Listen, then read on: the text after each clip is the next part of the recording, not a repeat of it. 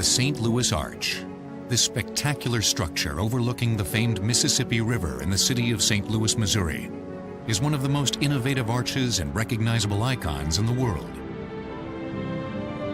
Since 1967, when the arch was first built, more than 65 million people from around the world have come to visit. And for those who have seen it, the impression is lasting. The St. Louis Arch, known officially as the Gateway Arch, is America's tallest national monument and the only one commemorating America's westward expansion. And the arch itself is like a piece of outdoor sculpture, if you will. It's a gigantic and very much a symbolic memorial to westward expansion because it takes the form of a literal gateway. It's a portal through which people could literally pass if they wished. It stands 630 feet tall, 25 feet taller than the Washington Monument, and more than twice as high as the Statue of Liberty. One side of the arch faces due east, the other west, so that its polished stainless steel exterior reflects both the rising and setting sun.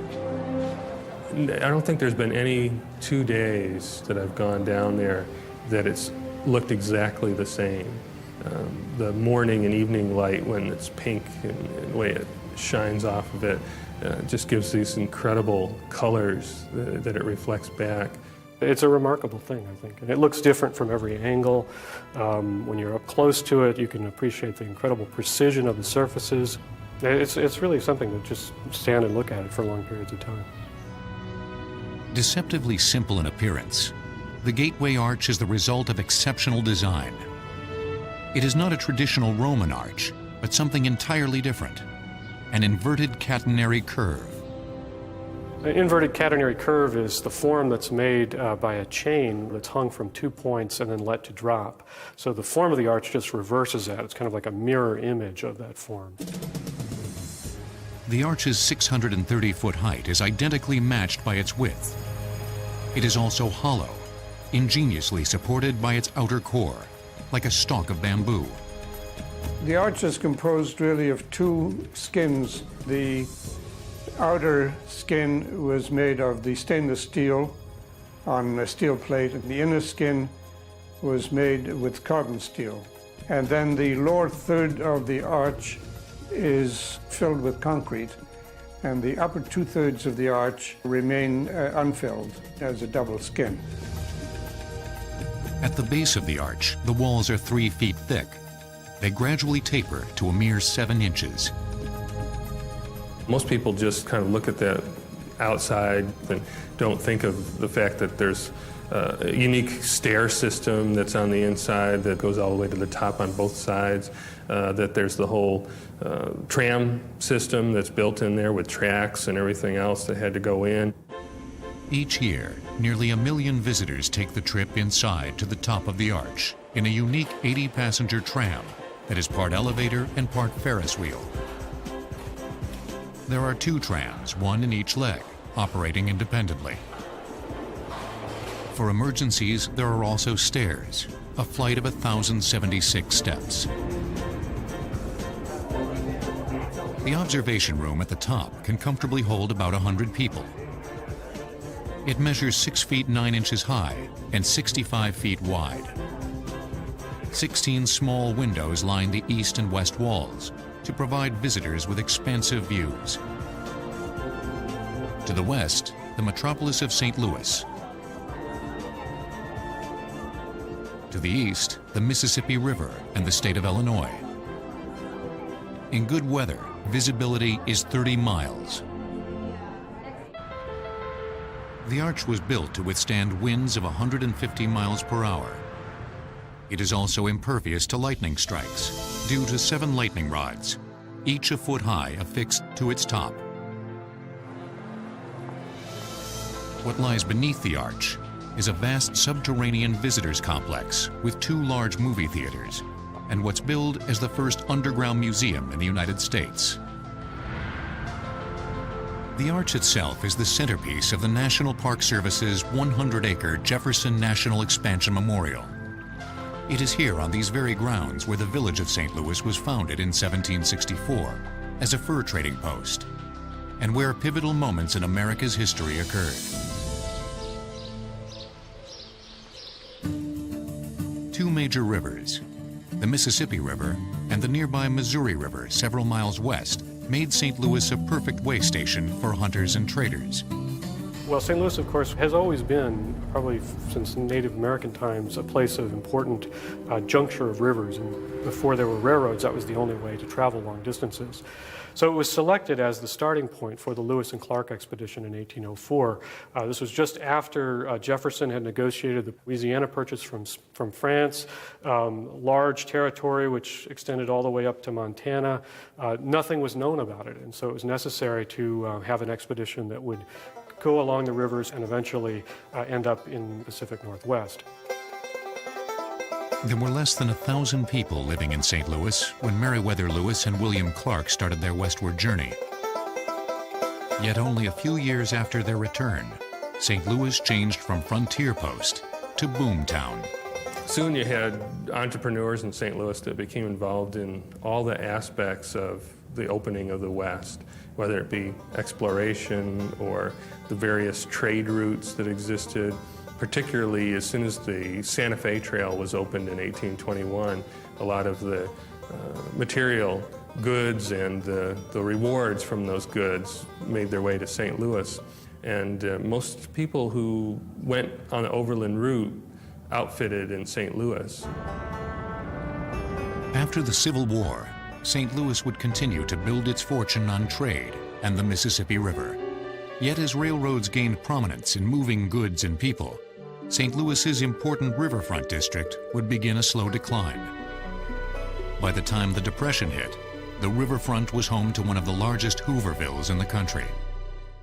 It once had been a bustling place when the steamboats were stopping there, and St. Louis was the center of river commerce for the entire American West. But now it was in bad shape. The neglected and abandoned buildings were also of concern to St. Louis lawyer Luther Eli Smith. Smith thought, why not destroy all these buildings, get rid of them, and turn this area into a real kind of garden spot. It wasn't a new idea. Other people had talked about it in the past, but Smith was the one who was well known enough in the right circles that he could start to really push this idea. By 1935, Smith and St. Louis Mayor Bernard Dickman formed the Jefferson National Expansion Memorial Association to create a memorial park and a monument. When Luther Ely Smith first pitched the idea about a memorial on the riverfront, they also wanted to weave in Thomas Jefferson. They felt that Jefferson was the person who really touched off American westward expansion, that he purchased the Louisiana Territory, that he championed the Lewis and Clark expedition. Smith immediately went to work raising money for the memorial. He proved to be a shrewd fundraiser. He got money from a particular lady, and it was a good chunk of change. And about a month later, he went back to her, asked for more money. And she said, hey, I just gave you money. He said, well, you need to protect your investment.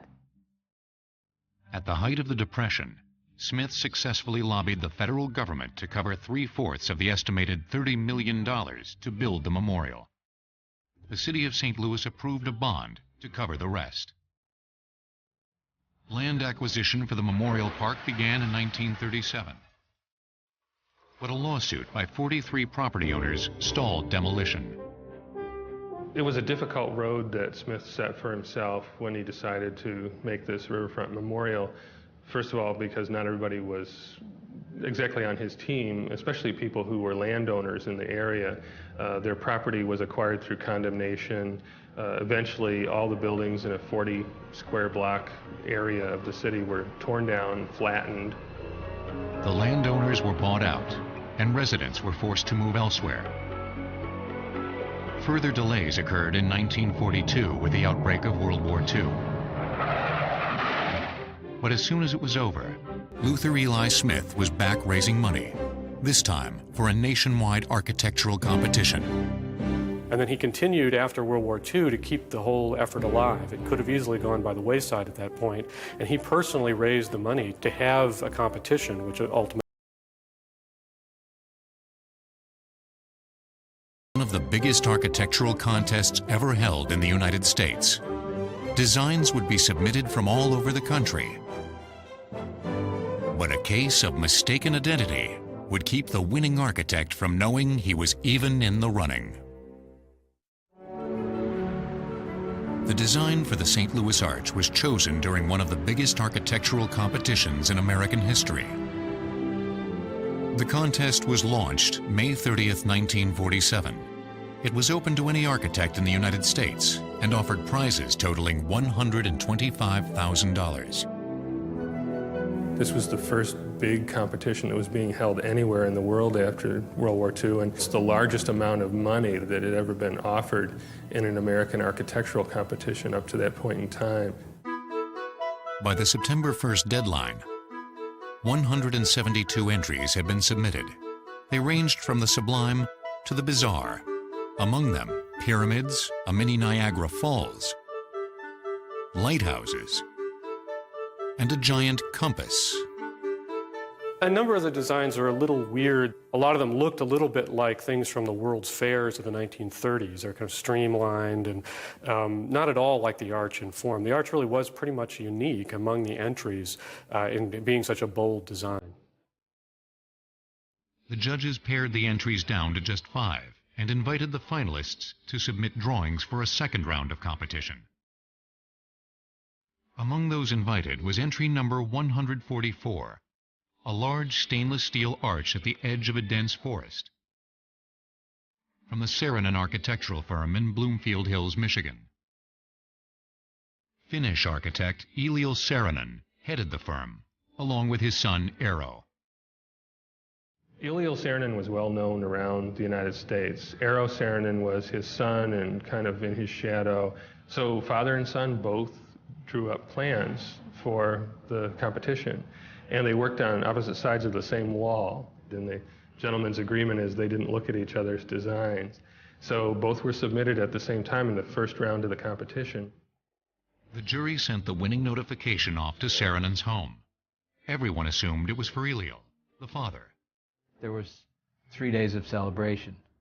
And then they sent another envoy saying, "Oh, I'm terribly sorry, there's been a mistake. It wasn't Eliel that won, it was his son, Eero." Eliel Saarinen's design never made it to the final round of competition. And it wouldn't have been surprising in some ways if Eliel had won. He had done a lot of other major work at that time, but his work was more conservative. It was more like the work of the 1930s. And it was really quite a bold step for the jury to choose Eero's design. I think it kind of reflects this whole post-World War II sense that everything had changed and that all the ideas of the 1930s were really being put aside in favor of something new. And the arch is a very clear expression of that. No other design came close to Eero Saarinen's stunning vision. He had found a way to create something entirely new by looking back into the past. The basic idea was to create a very simple, clear geometric form. He looked at the presidential monuments in Washington, the Lincoln Memorial, simple rectangle, the Jefferson Memorial, a sphere. He first experimented actually with a dome shape for the monument, but then realized that that was probably too backward looking, too neoclassical, and then from there kind of moved to the idea of the arch. Saarinen's striking catenary curve in a stainless steel sheath was his modern homage to the classical arch. It was also the perfect expression of a gateway.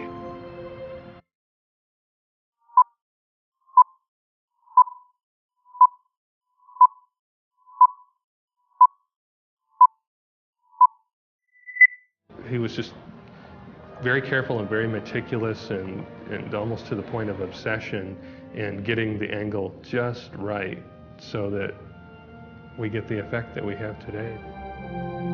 The judges of the architectural competition were delighted, but initial reaction from the public was mixed. There were some people who just said, you know, it looks like a big croquet wicket, or, you know, they'll never be able to really build this thing. You know, there was a lot of question just about whether it could actually be done or not. However, the most serious criticism came from a fellow architect. In 1948, right after the design was announced, Gilmore Clark, who was an architect, a landscape architect in New York, charged that the design was basically a copy of a fascist design for a university and exposition that Mussolini had sponsored in 1942 outside of Rome. Newspapers picked up the story and printed pictures of Saarinen's arch next to Mussolini's arch. The arches looked identical. Saarinen thought the charge preposterous. He had never heard of Mussolini's arch, and stated that an arch, any arch, has no ideological connections. His biggest offender was the Jefferson National Expansion Memorial Association. It brought to light what most had overlooked. Mussolini's arch was never built, and it was different, shorter and wider. The association went on to endorse Saarinen's arch as, quote, a beautiful and inspiring form, perfect in its symbolism as a gateway to the West. The controversy soon died, and Saarinen quickly plunged into the work needed to make the arch a reality. But as design on the arch progressed, the Jefferson National Expansion Memorial lost its greatest champion, Luther Eli Smith. He died in 1951, but his dream lived on. My father took over Jefferson National Expansion Memorial Association when my grandfather died, and all I heard around the house was the arch, and we have little arches everywhere. I mean, the big ones, little ones, plates. I think everybody was crazy about the design. It was really amazing. By 1959, the last of federal funding was in place, and construction on the St. Louis Arch could finally begin. In 1961, however, Eero Saarinen was diagnosed with a brain tumor. He died soon after at the age of 51, never seeing the arch completed. If Eero were to see the arch today, I think he would look at it dispassionately and wonder had he done everything just the way it ought to be done. And it's only now in retrospect, looking back, that we can see that in 1948, this very clear, elegant, engineeringly beautiful solution was absolutely perfect for its moment in time. I think he was a great architect, a great sculptor, and sort of a Renaissance man. He was clever with form, but he was also clever with ideas, with concept. And that's a hard combination to find somebody that's like that. Eero Saarinen and Luther Eli Smith, the two most important people responsible for the Gateway Arch, were now gone. But the arch still had to be built. Essentially, it would be two elongated towers, consisting of over 17,000 tons of steel and concrete. The towers would have to curve in the sky, meet in the middle, and not snap in high winds. It was chief designer John Dinkeloo who devised a way to anchor each leg. He suggested an orthotropic design, the first of its kind in the United States. Orthotropic design that was used on the Gateway Arch basically does not involve a skeleton, a steel skeleton, the usual structure that you'd see a skyscraper. You know, first you see the steel skeleton rising, and then they put the elements on the outside of it, windows or the solid walls or whatever it is. And with the Gateway Arch, what you see is what's actually holding the structure up. The exterior walls of stainless steel and interior walls of carbon steel with concrete pressed between them carry the structural load. This design allows the thrust to pass through the legs and be absorbed in the foundations. For the base of the legs, 300,000 feet of earth and rock were excavated. Footings 60 feet deep were sunk, 30 feet of that into limestone bedrock. Nearly 26,000 tons of concrete were poured into these footings. It was quite an extensive concrete pour. I guess you could say it would be the same as like a 6-story building underground that's solid concrete that supports the legs of the arch and on each side. To anchor the legs firmly to this base, The concrete was laid down in 4 11-foot layers, laced with networks of steel tensioning rods, 252 to a leg.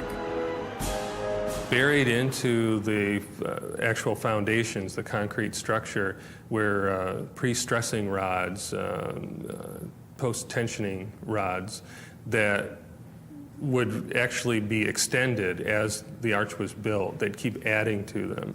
And those would go up the back of the leg on each side of the arch, almost like the tendons in your own leg. And those would hold the leg back and keep it as erect as possible as it was going up. Construction of the St. Louis Arch could now begin. It would be a dangerous and unfamiliar task. Two major challenges were how to carry the tons of steel to the top and how to provide a work area for crew members without traditional scaffolding. The solution was the creation of a piece of construction equipment the world had never seen before. February 1963. With the massive foundations in place, construction on the arch itself could now begin. Nothing like this had ever been done before. It was completely unique.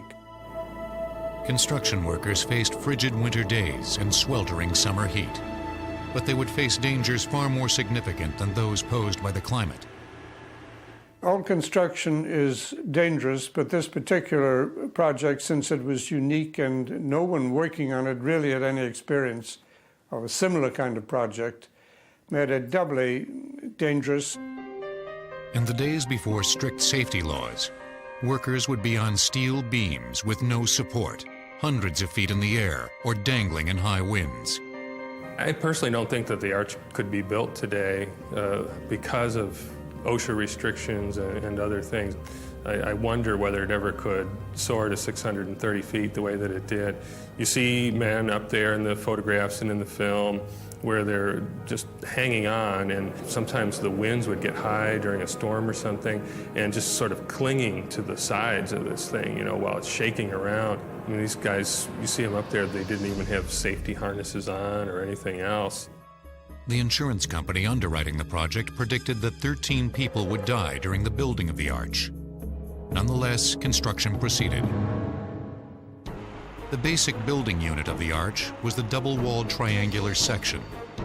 It weighed over 50 tons and was hollow to allow room for a tram system. 142 of these building blocks would be needed to complete the arch.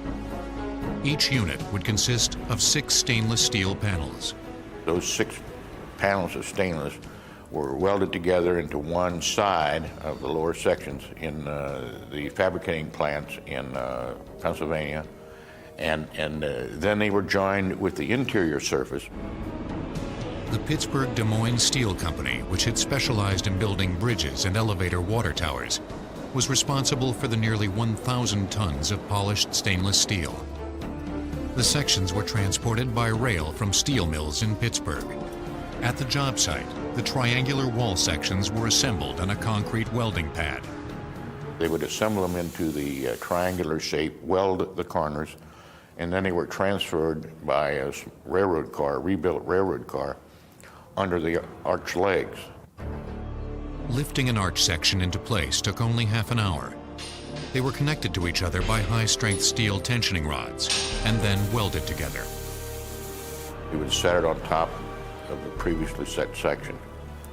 These were then lowered down, and there were backup bars. By backup bars, I mean steel bars that were on the back side because you could only weld from one side.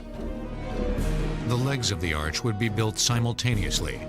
Because the arch was to be so tall, one of the major problems was determining how to raise the steel sections into place.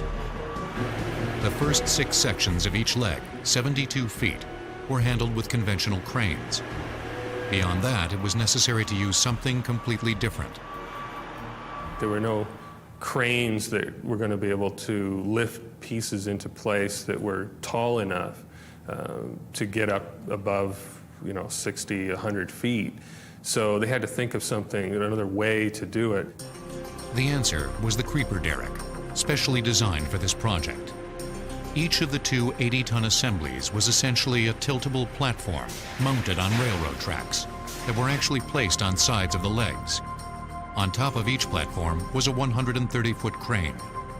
The design for these creepers, where we had to change the elevation of the platform as the construction progressed, was a little different and required some very complete engineering to make sure that it would work in all situations on the arch. The rigs climbed to predetermined stations, and the cranes then lifted the sections as well as the reinforcing steel and post-tensioning bars.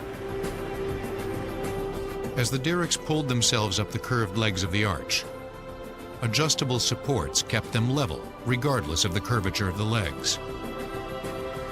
Rail was added every 48 feet, or after 4 sections were installed. Workers would then move the derrick up again. As the work climbed higher and higher and the arch started to bend over, the platform had to keep going at more and more of an acute angle from the place where it was attached onto the tracks. All of the methods of construction were, in a sense, first-time unique methods.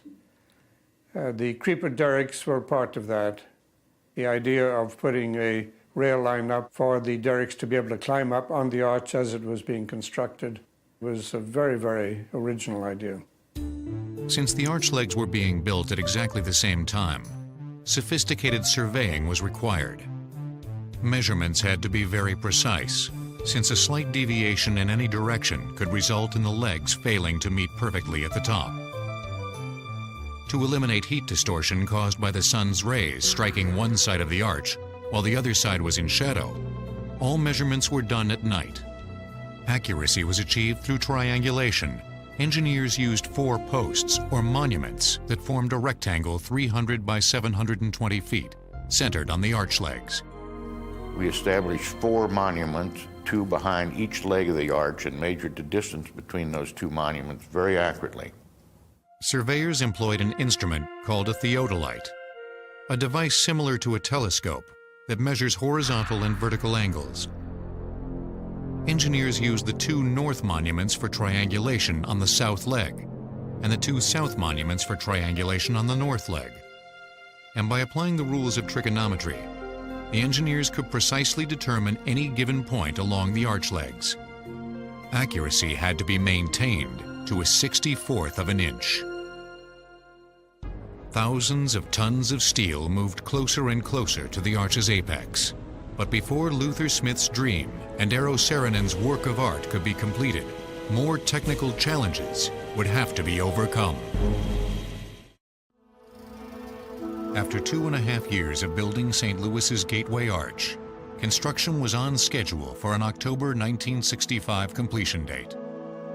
As the 2 freestanding arch legs reached 530 feet, engineers faced the major concern that large construction loads and the weight of the derricks on top would bend the legs. The legs were rocking and rolling up there. They were moving around. The wind was blowing everything, and you had the problem of the weight, and the weight was starting to make the legs start to topple inward.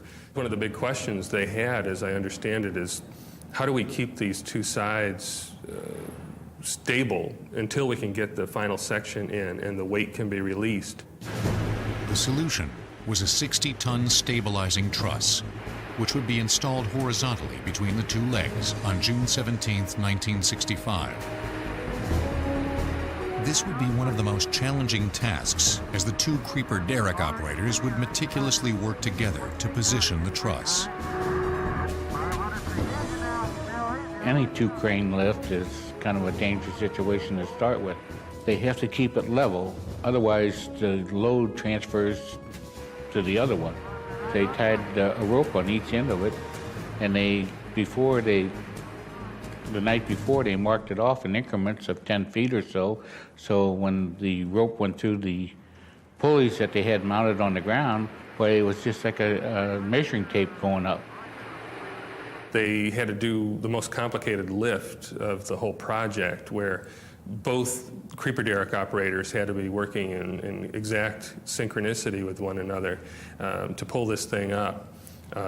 So you had a creeper derrick operator on the ground on the south side, and one on the ground on the north side, both of them listening to commands of two guys with walkie-talkies at the top of the arch. Okay, Bill, our big load's even with the top. All right, now, Bill, we're going to get our swing.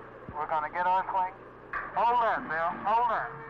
And they're both raising this huge, like 60-ton piece of steel that's almost as long as a football field, you know, and they're raising this thing, the two sides, slowly up into place, and they don't want to get one side too far ahead of the other, so when they get it to the top, they can lock it in.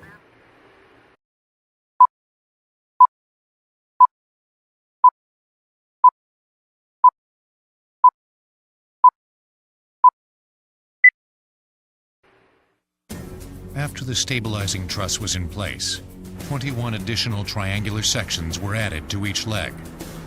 The next step would be to put the final keystone section into place to complete the arch. The keystone section allows all the loads of the arch to transfer directly to the foundations. It's all based on the classic concept that goes back to the Romans of an arch and the way that the weight of an arch is supported. And until a keystone is put in place to absorb the weight, and so the two sides push in on one another and hold each other up. The St. Louis mayor wanted the last piece put in on a Saturday morning, but construction officials felt a greater sense of urgency to complete the job. We had approximately 100 feet of stainless steel sticking above that. It's got an 80-ton derrick sitting on top of it. If we'd had a extremely tough windstorm or something like that, let's face it, it's 600 feet in the air. The arch is in a very vulnerable position. The completion date was moved up 2 days to Thursday, October 28, 1965. Anticipation in St. Louis was running high. For 2.5 years, people had watched this thing being built, you know, piece by piece and gradually rising above the horizon. Soon you have this beautiful, gigantic thing, you know, but everybody's question was, is it going to meet? There were even cartoons that existed at the time that showed that the two legs missed one another and they were kind of still building and going past, you know. So they showed it in schools, on television, closed-circuit TV, and all kinds of things, and there were a lot of people who took off work and were down waiting for this big moment, the joining of the two legs. On a bright sunny day, as 10,000 people watched anxiously from the ground, the final piece was to be put in place. However, the sun on the south leg of the arch was causing it to expand. The leg itself would start to warp, if you will, and so it would warp out of position. And once that happened, especially by the time you got up 630 feet into the air, there was no way you were going to be able to sort of skew it back into the right position. So what they did is they actually got the fire department, St. Louis Fire Department, to come out with their hoses and wash the leg with cold water up to quite a height, I'd say 200, 250 feet. And the arch looked like Niagara Falls, really, with all the water coming down there. The cold water tempered the expansion on the south leg, but the intense sun still caused the legs to lean to within 2.5 feet of each other. The keystone was 8.5 feet long. Fortunately, engineers had anticipated the problem and had hydraulic jacks that could apply 1 million pounds of thrust to widen the gap. That would allow the last section to be inserted. Ironically, the man performing that task, unlike the throng witnessing this event, would not actually see the keystone going into place. I was probably was the only person in the whole country, or I don't know if we can say the world or not, but I was probably the only one that never seen it go into place, because the operator of the derricks were in a shack 100 foot behind the leg of the arch. He had to listen to very specific commands that were given to him over like a walkie-talkie or telephone type of thing, intercom, which, you know, 2 inches to the right, 2 inches to the left type of thing to put the piece in place. Vito was my phone operator, or really my eyes in the sky, so to speak. He was the man that directed the crane as to get up a little bit higher, or swing right, or swing left, or to boom up or down, whatever was needed. As the crowd cheered, The final piece slipped evenly into place. The jack pressure was released. The natural thrust of the legs clamped the section into place, and it was welded together. It was such an important date in St. Louis history is probably because people have been waiting so long for this thing to happen. At no time during the construction of the arch did we ever, anyone that was closely associated with the project, did we ever feel that this thing would not meet at the top?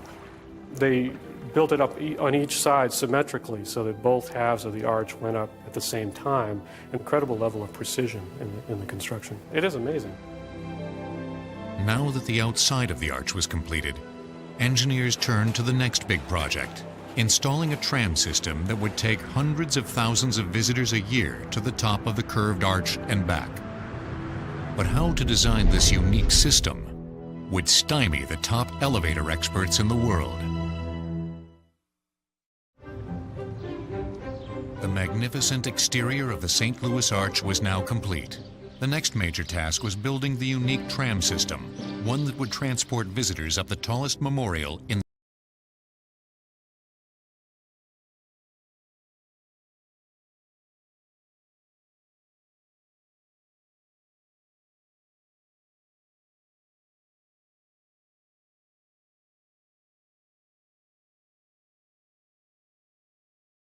Arch architect Eero Saarinen approached the top elevator experts in the world, but none of them could come up with a solution.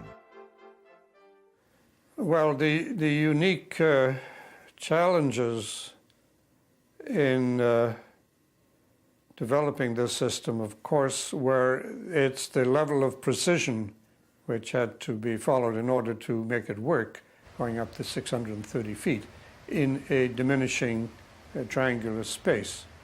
Then, an accidental meeting turned to good fortune. It was just pure luck that a guy named Dick Bowser walked into the offices of Montgomery Elevator Company one day, just happenstance, came by to see a friend, and the friend had been talking with the Saarinen people, and the light bulb went off in his head, and he said, this guy's really inventive. He might be able to be the one that could solve the problem for them. Dick Bowser was a college dropout. He and his father had developed and installed Bowser parking system elevator equipment. The elevators traveled horizontally and vertically, as well as diagonally. Saarinen was familiar with the system and immediately hired Bowser in June of 1960. While Saarinen wholeheartedly endorsed Bowser, city officials questioned his background. Hoping to hire someone with more experience, they gave him an impossible deadline: deliver a proposal in 2 weeks. I'll tell you the truth, that my reaction was, how much are they going to pay me for that 2 weeks? The National Park Service, as the agency overseeing the arch, required 2 things: a passenger volume of 3,500 people in an 8-hour day, and a conveyance system that would not distort the exterior of the arch. Bowser first considered a standard elevator, but putting a square box in a curved arch was not practical. Bowser also thought about the escalator. An escalator running at an angle in that curved arch, it just got too involved. And you'd had to change escalators every 20 or 30 feet up there. He then considered the Ferris wheel as a possible model. The problem was the distance up one leg and down the other and back was over half a mile. Too unrealistic at that time for any chain or cable to travel. It had to go on slowly, and it would never stop. It just had to keep going. He started to get the idea that he had to have 2 independent systems, one for each leg. Bowser finally came up with a solution combining the principle of the Ferris wheel with that of the elevator. I thought about the barrels for people to ride inside of it, and then it was independently powered. Each one had a hoist machine and counterweights and everything, and it only took half of the arch sections. The tram elements, the tracks and everything were put into place while the arch was being built, but then the cars had to be fabricated. The idea for the car capsules came from a magazine ad. And it was a new automobile at that time, a compact automobile called the Ford Falcon. And they actually had a little inset of how the seats were arranged in there. And he took that and actually used that as a kind of a model to show how a small space could accommodate several people, up to 5. From this idea, he developed his final design. It was an 8-capsule train powered by an elevator mechanism. Inside are 5 seats. The capsules are similar to the barrels used in a cement mixer. There's a pivot in the back of the capsule and the door on the front, and it's just open in there. And that's why it's like a cement mixer, because it has a pivot point, and then the outside is a ring with wheels on it. The barrel can rotate within the frame that is supported by wheels running in the channel-shaped tracks. When the train is in the lower load zone, it actually hangs below the track. And then as it goes up the arch, it gradually gets over to when it gets up the top, it's sitting on top of the track. Even today, there is no other system like it in the world. Almost 1 million people a year ride the tram for spectacular views at the top. But few are aware of the risks it took to build the arch.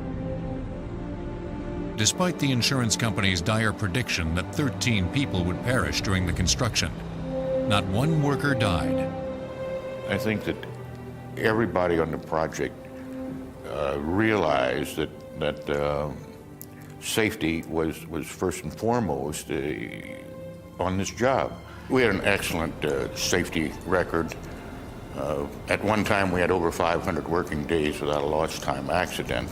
I think we only had 3 lost time accidents during the entire project. The arch may fill its millions of visitors with wonder, but it also fills its thousands of construction workers, engineers, and designers with a special pride. Everybody that I've talked to that worked on the arch talks about it being one of the most phenomenal projects they ever worked on. And they say, you just can't imagine the reaction you get from people when you say you actually worked on the arch. It's something that you can only do one time. It's a part of history. I would say that it is one of the most extraordinary images in the 20th century construction, the most appropriate technical expression of our time. Creative in design and aesthetic in appearance, the St. Louis Arch is a monument to those with a vision.